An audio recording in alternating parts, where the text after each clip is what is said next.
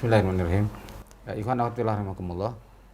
Banyak hal yang kita hadapi dalam dunia masa kini ya, tentang berbagai hal yang bisa jatuh kepada perjudian dan dilarang dalam Islam. Misalkan kalau yang boleh kan, ada yang boleh nih.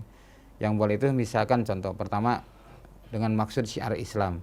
Ya, ini dibolehkan dengan menggunakan hadiah atau tidak. Hadiah atau tidak. Seperti pertandingan pacuan kuda, pertandingan memanah gitu kan. Kan Rasul menyuruh bahwa hendaknya anak-anak kita dilatih untuk memanah, berkuda dan berenang. Nah, kita berdasarkan dalil itu untuk supaya memberikan semangat pada anak-anak, diberikan motivasi, akan diberikan hadiah. Itu bukan judi. Ya, karena mereka dengan prestasi ya, kemudian wajar diberikan satu hadiah, diberikan penghargaan, maka dengan bentuk hadiah itu. Tapi yang tidak boleh kalau misalkan si anak-anak ini kemudian mereka mengumpulkan dana.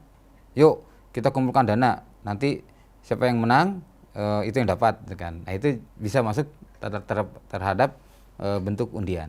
Maka yang harus dihindari adalah prestasi atau pemberian hadiah kepada orang yang berprestasi tidak termasuk undian. Gitu. Prestasi atas sesuatu, misalkan tadi perlombaan berkuda, perlombaan memanah, perlombaan berenang ya. Apalagi dasarnya kepada syariat Islam. Termasuk juga orang melakukan cerdas cermat, hafalan Quran misalkan ya. Setelah itu kemudian dibagi hadiah, itu tidak termasuk judi sama sekali. Tidak termasuk judi. Karena itulah merupakan memberikan penghargaan pada orang yang berprestasi. Kalau ada uang pendaftarannya itu dianggap sebagai apa, Bos? Uang pendaftaran untuk administrasi, bukan untuk biaya administrasi. Hadiahnya, ya? Yang tidak boleh, misalkan ini uang pendaftaran, kemudian uang pendaftaran dikumpulkan, dijadikan hadiah, itu yang tidak boleh. Ini memang harus lebih hati-hati. Kemudian kedua, perlombaan dalam suatu yang hukumnya mubah. Hukumnya mubah seperti pertandingan, ada sepak bola, ada lomba lari, ya, ada misalkan lomba olahraga yang lainnya yang tidak melanggar hal yang diharamkan. Tidak melanggar hal yang diharamkan itu misalkan pada saatnya waktunya sholat dia tidak meninggalkan sholat. Nah, kemudian tidak membuka aurat, ya, artinya terjaga auratnya dan sebagainya. Ini semua hukumnya boleh dengan cara itu, dengan syarat tanpa menggunakan hadiah. Kalau ini, ya, artinya perlombaan seperti ini dibolehkan secara hukumnya mubah. Nah, kalaupun misalkan ada orang yang memberikan penghargaan berupa hadiah cuma-cuma prestasi, itu boleh. Uang tunai gitu. Ya, misalkan udah nanti coba saya lihat siapa yang berprestasi, ini kasih hadiah, boleh. Itu tidak termasuk undian. Yang ketiga, perlombaan dalam sesuatu yang diharamkan atau sarana kepada perbuatan yang diharamkan. Nah, seperti halnya ada istilah sekarang lomba ratu kecantikan. Nah, lomba ratu kecantikan kan dia memamerkan aurat, ya, aurat yang sudah jelas dilarang dalam Islam. Harusnya ditutupi, dia dipamerkan, dilombakan. Nah, kemudian juga misalkan tinju, ya, yang sudah jelas ini akan menimbulkan cedera, gitu ya, cedera. Nah, ini masuk dalam kategori termasuk juga sabung ayam, adu domba atau adu kambing, yang semacamnya ini adalah termasuk yang harus kita hindari, ya, karena bisa menimbulkan perkara-perkara yang dilarang dalam Islam. Nah, kemudian pada kondisi hari ini termasuk adanya lokalisasi perjudian. Ini juga kita sering dengar kan, ada lokasi perjudian Kepulauan Seribu, itu ramai dibicarakan waktu itu, ya, dengan dalih sebagai sumber pemasukan bagi pemerintah. Ini sebenarnya kalau kita kritisi harus betul-betul diwaspadai, karena masalahnya dengan cara seperti ini kan ironis sekali gitu. Umat Islam ini mayoritas bangsa ini, umat Islam ini. Semestinya tidak boleh terjadi seperti itu. Nah, apalagi kalau misalkan pemimpinnya muslim, mayoritas negeri ini muslim, maka tidaklah layak untuk terjadi seperti tadi. Karena harus didapatkan tuh harta yang halal. Sedangkan dengan jalan demikian, dengan alasan karena memberikan income pada negara, jadi devisa negara, kemudian menjadikan pendapatan negara yang luar biasa, maka akhirnya judi dihalalkan. Nah, ini tentu tidak boleh, tetap hukumnya haram. Demikian pula tempat prostitusi kan seringkali dihalalkan atau dilokalisir, kemudian kenapa? Karena intinya ada keuntungan. Nah, alasan sebenarnya tidak bisa dibenarkan secara syariat. Maka tetap kembali kalau kepada tuntunan Allah dan Rasul, semua bentuk pelanggaran syariat termasuk perkara-perkara yang haram tadi itu harus kita hindari. Baik bentuk perjudian ataupun perlombaan-perlombaan yang jelas menyalahi Allah dan Rasul, maka harus kita hindari. Nah, inilah ikhwan akhwat fillah rahimakumullah, mari kita renungkan masalah ini, termasuk ini dalam hadis riwayat Al-Bukhari, Muslim dan Tirmizi disebutkan, man la'iba bin dashir, ya, faka'annama sobago yadahu fi lahmi hinzirin wadamihi. Ya, jadi man la'iba, barang siapa yang bermain bin dashir, ya, dengan menggunakan dadu, faka'annama, maka seolah-olah atau ia ini seperti atau bagaikan sobago yadahu fil lahmi hinzirin wadamihi, seperti dia mencelupkan tangannya ke dalam darah dan daging babi atau daging dan darah babi. Masya Allah, nauzubillah min dzalik. Ini menunjukkan perkara yang menjijikan, ya, yang dilarang dalam Islam. Kemudian ada lagi hadis yang senada, malaiba bin nardi faqad asallahu wa rasuluh. Barang siapa yang bermain dengan dadu berarti ia telah durhaka kepada Allah dan Rasulnya. Itu main dadu luar biasa sekarang, banyak sekali, marak gitu ya. Nah, makanya kepada anak-anak kita pun harus kita jaga jangan sampai menyerupai. Ya, sekedar menyerupai saja sudah tidak boleh. Apalagi menjiplak langsung sebagaimana yang terjadi. Makanya dalam menyerupaikan man tasyabaha biqaumin fahuwa minhum. Siapa yang menyerupai satu kaum, dia apakah bagian daripada kaumnya. Nah, ini kita harus lebih menjaga anak-anak kita dari perkara ini. Kemudian ikhwan fillah rahimakumullah, dalam riwayat lain yang disebutkan juga bahwasanya, ya, ini di dalam kitab At-Targhib, ya, At-Targhib, disebutkan bahwa orang-orang yang manusia yang paling berat azabnya pada hari kiamat itu adalah pemain catur. Ya. Pemain catur itu berkata, aku sudah membunuhnya. Nah, demi Allah dia sudah mati. Demi Allah dia telah berdusta atas nama Allah. Nah, misalkan skak, ya, gitu, raja. Gitu. Nah, bahkan Mujahid itu rahimahullah berkata, apabila seorang akan meninggal dunia, akan ditampakkan di hadapannya teman-teman duduknya. Jadi ketika orang sudah menjelang akhir itu, dia akan dibayangkan, akan tergambar orang-orang yang biasa berkumpul dengannya. Nah, kemudian suatu hari seorang yang suka bermain catur sedang menghadapi ajal. Lantas ditalkinkan kalimat la ilaha illallah, namun orang itu mengucapkan kalimat skak. Ya. Nah, itu disebut la ilaha illallah skak, gitu. Nah, lidahnya sudah terbiasa mengucapkan kata itu selagi hidup. Ya, sehingga ketika datang ajal, ia mengganti kalimat tauhid dengan kalimat skak. Nah, begitu juga yang terjadi pada orang lain yang terbiasa duduk berkumpul dengan para pemabuk. Maka ketika datang ajalnya, diajarkan padanya kalimat syahadat, ia malah berkata, minumlah dan beri aku minum. Nah, karena sudah terbiasa minum, minumlah dan beri aku minum.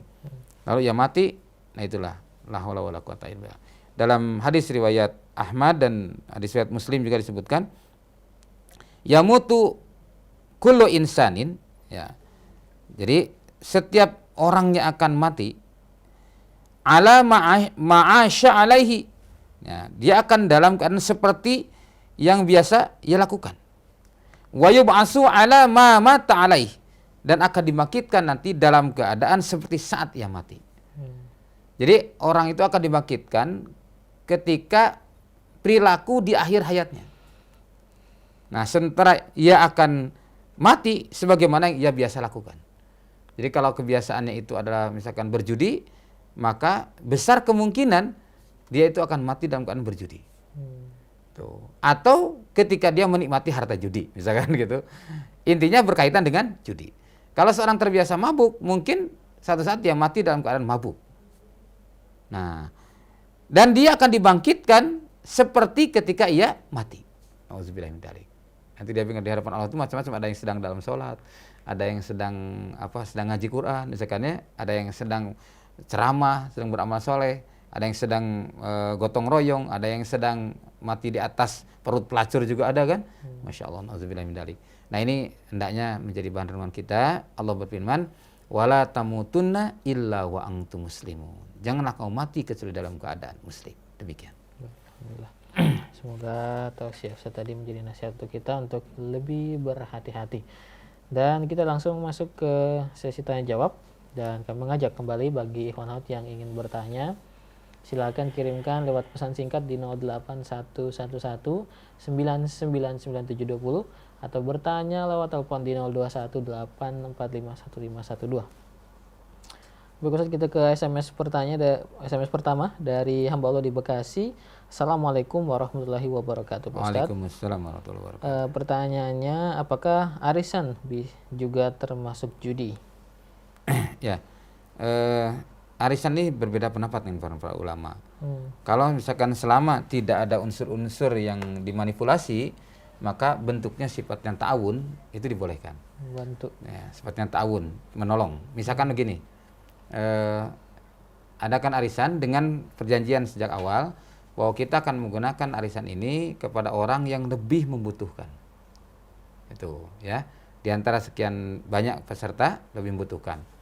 Nah, ternyata misalkan begitu, ini sekarang yang untuk urutan pertama itu kumpul, dibuka pada tanggal sekian, buka. Siapa di antara kita yang paling membutuhkan? Nah, kalau misalkan ayah saya yang paling membutuhkan, maka berikanlah kepadanya.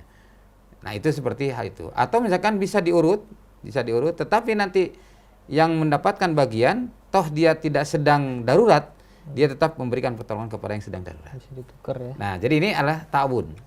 Nah, selama tidak dikurangi nilai-nilai haknya. Nah, yang jadi masalah seringkali begini, si ketua arisan itu dia memotong haknya. Administrasi. Nah, administrasi katanya ya 10%. Nah, ini yang bisa menimbulkan riba. Khawatir menimbulkan riba. Jadi kalau yang namanya ta'awun, semua ta'awun. Bersikap ta'awun ya semua ta'awun, saling tolong menolong. Nah, ini yang harus diantisipasi. Demikian. Baik. Kita ke SMS dari Ibu Amel di Karawang. Assalamualaikum Pak Ustadz. Waalaikumsalam. Bagaimana dengan, ini kita mungkin jawab pertanyaan dulu lewat telepon. Halo, Assalamualaikum. Waalaikumsalam. Ya, dengan Ibu siapa? Dari mana? Dengan Ibu Ermalisa di Pekayon, Jakarta Timur, Mas. Ya, silakan dengan Ustadz Pidikas. Ya, sebelumnya Assalamualaikum Ustadz Wahyu. Waalaikumsalam warahmatullahi. Ya, Bu, silakan. Ini saya mau tanya ya hubungan dengan tema. Ini masih ada hubungannya dengan anak-anak juga, Ya. tentang game online itu, Ustadz. Ya. Iya, sekarang kan banyak musim betting gitu, Ustadz. Ya. Jadi mereka kan main game online, kemudian ada suka menjual item-item gitu ke pengepul. Ya. Kemudian pengepul membeli gitu dalam dolar gitu. Nah, setelah itu nanti uang itu bisa diambil di ATM. Itu termasuk judi apa enggak itu, Ustadz? Ya. Ya. Nah, kemudian pertanyaan yang kedua tentang catur tadi, Ustadz. Kalau kita sekeluarga tuh suka catur, itu gimana solusinya tadi? Seandainya kita ngomong sekak, kan katanya nggak boleh tadi. Ya. Terus solusinya gimana? Apa misalnya ini kita kasih tahu raja kamu ini mau dihancurkan atau gimana gitu, Ustadz? Ya. Kalau misalnya itu kan istilahnya kan olahraga, Ya. ini otak gitu, Ustadz. Ya. Ya, butuh solusinya gitu. Baik. Itu aja, Ustadz. Assalamualaikum warahmatullahi wabarakatuh. Waalaikumsalam. Silakan Pak Ustadz. Pertama, masalah game online, kalau ini memang harus diwaspadai ya.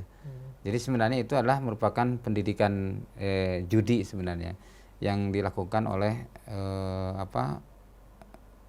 awalnya dari musuh-musuh Allah itu diterapkan. Hanya kadang umat Islam kan mengadopsi, lantas merekayasa, dibuat sedemikian mungkin sehingga jadilah merupakan seolah-olah tidak ada nilai judinya gitu. Padahal kalau kita lihat tetap saja ada unsur judi di situ. Ya, ketika kita mengundi nasib itu sendiri dengan game online. Dan ini bentuknya macam-macam. Ya, kalau kita perhatikan macam. Ada lagi gini contoh.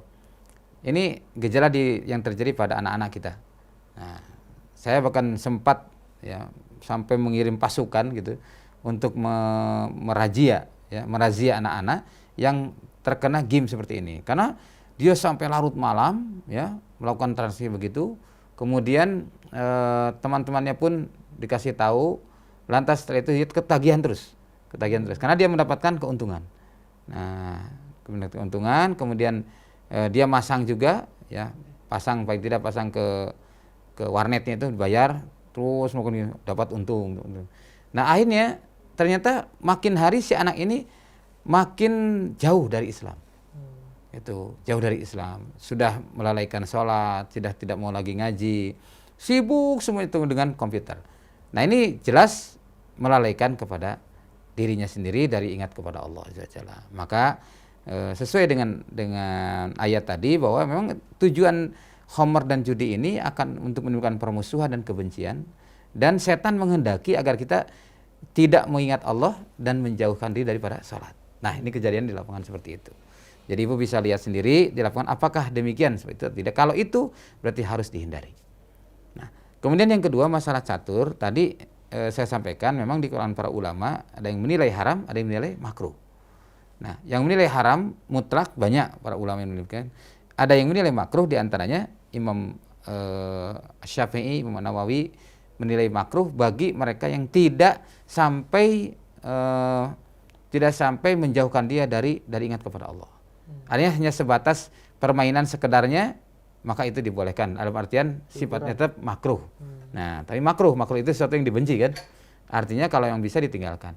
Nah, kalau yang jatuh pada haram, yang ada nilai judinya, misalkan dipakai taruhan, atau kemudian juga sampai tadi lidahnya tuh sudah terbiasa menyebut skak, akhirnya lupa dari ingat kepada Allah. Nah, yang semestinya dia harus banyak berzikir kepada Allah, maka akhirnya dia mintakan pembunuhan gitu ya, pembunuhan walaupun dengan saya bunuh. Oh, demi Allah saya sudah bunuh dia, rajanya sudah saya bunuh. Nah, hal itu memang lama-lama terbiasa dan menjadi kepribadian. Nah, inilah yang dikhawatirkan oleh para ulama sehingga terjadinya perbedaan pendapat tadi. Nah, maka kalau lebih selamat dak ma yuribuka ila ma la yuribuka. Tinggalkan segala perkara yang menimbulkan keraguan, ambil yang tidak meragukan. Demikian. Ini lebih ke dampaknya sebenarnya Pak Ustaz. Ya. Baik, semoga terjawab, dan kita kembali ke SMS dari Ibu Amil tadi Pak Ustaz, yang beliau menanyakan bagaimana dengan kuis-kuis di televisi, seperti ada salah satu acara yang katanya misinya membantu orang susah dengan menebak-nebak huruf dan hadiahnya jutaan. Tolong diluruskan Pak Ustaz, ini sudah marak sekali di acara TV. Ya. Nah, itu saja Pak Ustaz. Ya. Pertama kalau misalkan memberikan prestasi gitu ya, selama yang bersangkutan tidak menanam modal, itu selama tidak menanam modal, itu ada yang membolehkan. Ada juga yang tetap tidak boleh katanya karena itu tebak-tebakan. Jadi akhirnya seperti lempar mengundi dengan mengundi nasib dengan melempar anak panah. Ada juga yang memasukkannya ke dalam golongan seperti itu. Nah, jadi ada memang kalau sudah menyangkut masalah hal yang sifatnya teknis seperti ini, para ulama senantiasa berbeda pendapat. Gitu. Jadi terhadap kuis-kuis yang dilakukan di TV itu, ada yang menilai itu diharamkan karena tetap masuk dalam kategori mengundi nasib, ya, dengan melempar anak panah dan tebak-tebakan kan. Tapi ada juga yang membolehkan selama tidak mengeluarkan dana yang bersangkutan. Nah, kalau dia mengeluarkan dana berarti sama dengan taruhan. Nah, yang dibolehkan secara langsung adalah dengan prestasi tadi. Misalkan contoh, dia menyampaikan pertanyaan, siapa yang bisa jawab? Nah, ternyata ada yang mampu jawab, maka dia dapat hadiah. Kalau itu insya Allah tidak termasuk judi. Gitu. Nah, walaupun disiarkan baik TV, radio atau siapapun, atau kita misalkan memberikan surprise ya atau door prize, silakan. Siapa yang bisa jawab? Boleh. Itu adalah merupakan pemberian penghargaan kepada orang yang berprestasi. Demikian. Masuk yang beruntung dipilih itu secara acak ya. Intinya tidak mengeluarkan modal. Baik. Pertanyaan berikutnya dari hamba Allah di Kebagusan, ini di luar tema. Assalamualaikum Pak Ustadz. Waalaikumsalam. Bagaimana caranya menghilangkan kebiasaan berbohong yang terus-menerus? Ya, menghilangkan kebiasaannya dia harus takut kepada Allah. Bahwa dengan dia berbohong itu sudah menjadi sifat orang munafik. Nah, ketika sifat munafik ini tidak dihilangkan, kemudian akan berkarat, dia akan berdampak kepada kemaksiatan yang lainnya. Kalau orang sudah membiasakan berbohong, maka dia akan diikuti dengan mengingkari janji. setelah mengingkari janji dia pun akan berkhianat dari amanat. Dan terus, ayo sifat-sifat munafik lengkaplah dalam diri kita, jadilah dia orang munafik. Setelah dia jadi orang munafik, akhirnya sholat dan saumnya itu bisa hancur. Karena apa? Kan Allah telah menyebutkan innal munafiqina fi darkil asfali minan nar walang tajida lahum nasira. Sesungguhnya orang munafik itu berada dalam keraknya api neraka. Ya, dari keraknya, dasar paling neraka, neraka yang paling dasar, dan walang tajida lahum nasira. Tidak ada seorang pun yang akan mampu menolong mereka. Jadi ini hendaknya kita jaga, jangan sampai sifat-sifat munafik, karena dusta itulah merupakan sifat munafik. Dalam hadis dikatakan, seorang yang berdusta terus berjalan terus akhirnya jadilah dia seorang pendusta. Asalnya berdusta satu kali, tapi kemudian dusta ditutup dengan dusta lagi. Nah, karena orang yang sudah berbohong biasanya untuk menutupi kebohongannya dengan bohong lagi. Berantai jadi. Akan berantai, maka jadilah dia seorang pendusta.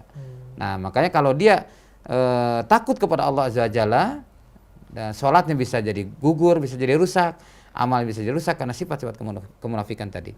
Maka hendaknya dia harus menghindari semua itu. Bagaimana bisa kembalinya? 4 hal yang harus dilakukan sesuai dengan surah An-Nisa 145 146. Ilal ladzina tabu. Pertama dia harus bertobat kepada Allah. Bertobat artinya di sini meninggalkan merasakan penyesalan yang luar biasa, ya, kemudian mohon ampun kepada Allah dan meninggalkan perkara yang sudah jelas tadi dilarang oleh Allah Subhanahu wa taala. Termasuk tadi perbuatan dusta itu sendiri. Dia meninggalkan sifat dusta, jadilah orang yang jujur. Yang kedua adalah wa aslahu, melakukan perbaikan. Peningkatan kualitas ibadah kepada Allah Azza wa Jalla secara vertikal, secara horizontal kita harus lebih baik dengan sesama manusia. Nah, yang ketiga adalah i'tisam billah, memegang teguh kepada Allah. Taati, patuhi sepenuhnya terhadap aturan-aturan Allah dan Rasulnya. Maka dia akan terus menjaganya sampai dia berjumpa dengan Allah dalam keadaan husnul khatimah.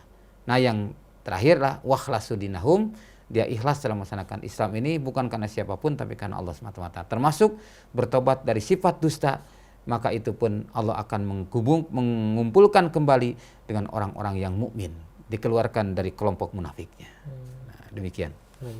Intinya harus menancapkan rasa takut pada Allah dulu.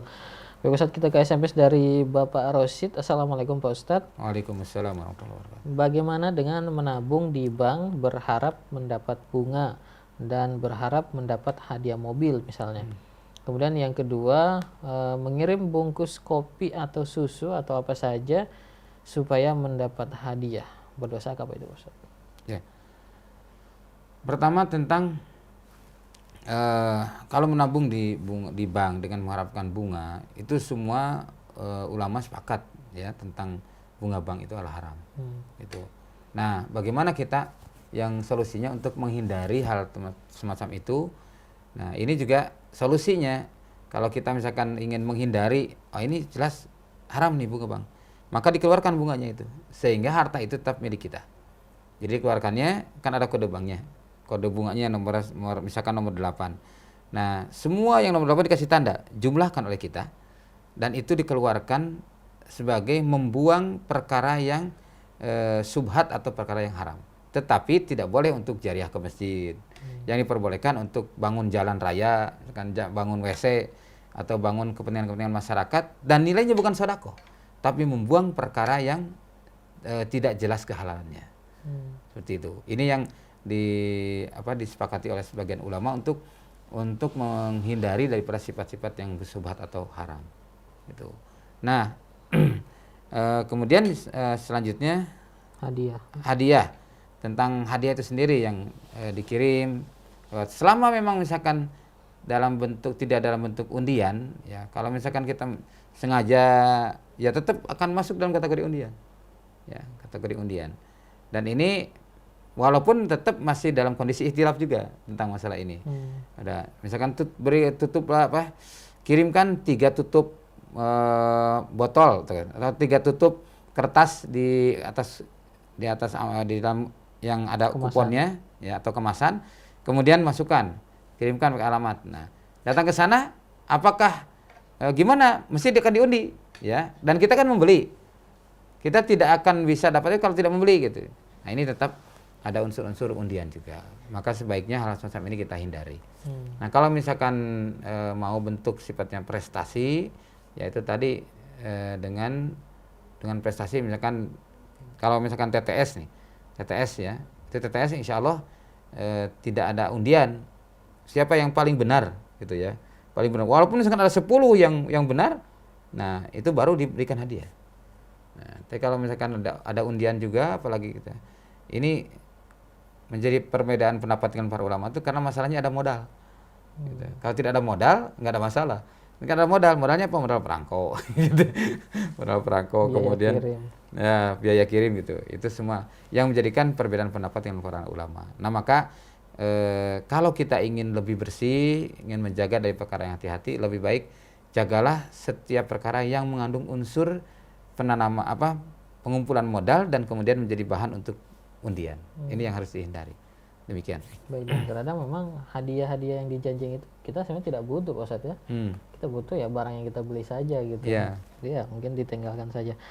Baik, kita masih akan menjawab pertanyaan-pertanyaan yang dikirimkan oleh Ikhwan Akhwat.